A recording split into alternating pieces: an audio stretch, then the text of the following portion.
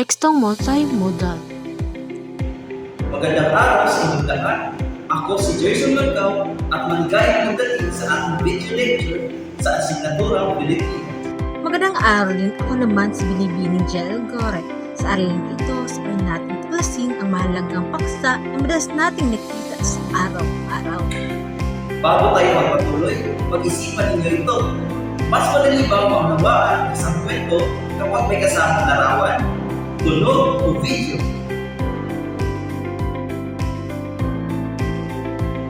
Kung oo ang sagot ninyo, yan ang isa paksa natin ngayon, ang tekstong multimodal. Sa pagtatapos ng video lecture na ito, kayo ay naasahang makaisa ng mga tauhan sa binasang akda, makapagpapaliwanag ng kanilang katangian at makauunawa ng konsepto at paggamit ng tekstong multimodal. Higit sa lahat, inaasahan din namin makabuluhan kayo ng simpleng biographical sinaysay gamit ang tekstong multimodal. Tingnan ninyo ang mga larawang nakikita sa screen. Titigan ninyo ito ng ilang sandali.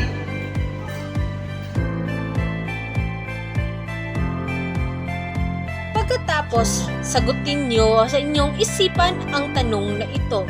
Masasalamin ba sa mga tauhan ang kanilang pinagmulan at katangian? At isa pa, paano makatutulong ang mga tauhan ito sa pagtulong ng inyong sariling katangian? Ngayon, dumako tayo sa ating talakayan.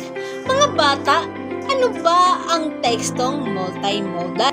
Ang tekstong multimodal ay isang uri ng teksto na gumagamit ng dalawang o higit pang anyo ng komunikasyon tulad ng teksto, larawan, tunog, video, at simbolo upang maipahayag ang mensahe.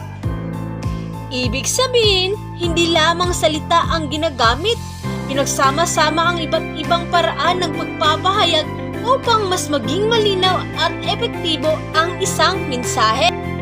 Makikita natin ang tekstong multimodal sa comic book, pelikula, poster, infographics, at maging sa video lecture na pinapanood ninyo ngayon.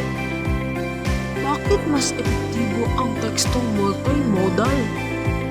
Mas epektibo ang tekstong multimodal dahil naaabot nito ang iba't ibang pandama at estilo ng pagkatuto ng mga mag-aaral. Kapag pinagsama ang teksto at larawan, mas madaling maunawaan ang damdamin, kilos, katangian ng mga tauhan sa isang akda o pelikula. Subukan niyo sagutin ang mga tanong na ito. Una, ano ang tekstong multimodal? Pangalawa, paano natutulungan ng teksto at larawan sa pagpapahayag ng mensahe? At ikatlo, bakit mas epektibo ang teksto multimodal kaysa sa teksto puro salita lamang? Bakit kaya? Ano, tauhan ko? Para sa ating gawain, isipin nyo ang isang taong pangarap nyong makita o makausap. Tulad ng nasa larawan. Sulatin niyo ang pangalan ng taong iyon at ang dahilan kung bakit ninyo siya mas nais makilala. Pagkatapos sagutin ang mga tanong na ito, ano-ano ang nais nyong malaman tungkol sa kanilang buhay na makakatulong sa pagsulat ng isang biografiya na sanaysay gamit ang tekstong multimodal. Bilang paglalago, ang tekstong multimodal ay pinagsasama ang teksto, larawan, tunog at iba pang anyo upang maging mas malinaw at makabuluhan ang mensahe.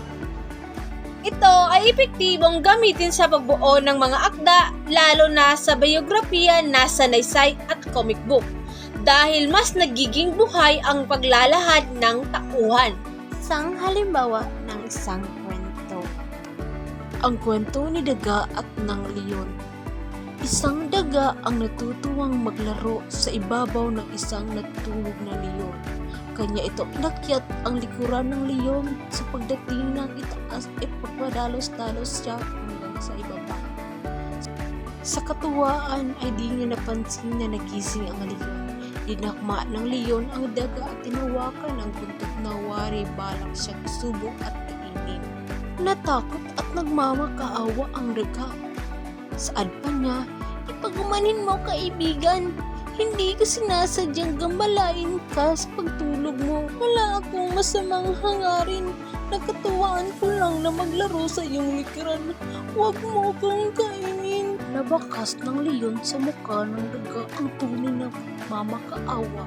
Sige, makakawalan kita, pero sa susunod ay huwag mong gambalain ang pagtulog ko, sabi ng leon. Salamat, kaibigan. Balang araw ay makagaganti rin ako sa kabutihan mo, sagot ng daga. Ang kwentong ito ay isang halimbawa ng isang tekstong multimodal. Para sa inyong pagtataya, pumili ng isang takbuhan mula sa pinasang akda at gumawa ng maikling biographical na sanaysay gamit ang teksto multimodal. At yun lamang mga bata, maraming salamat sa panonood at magandang araw sa inyong lahat.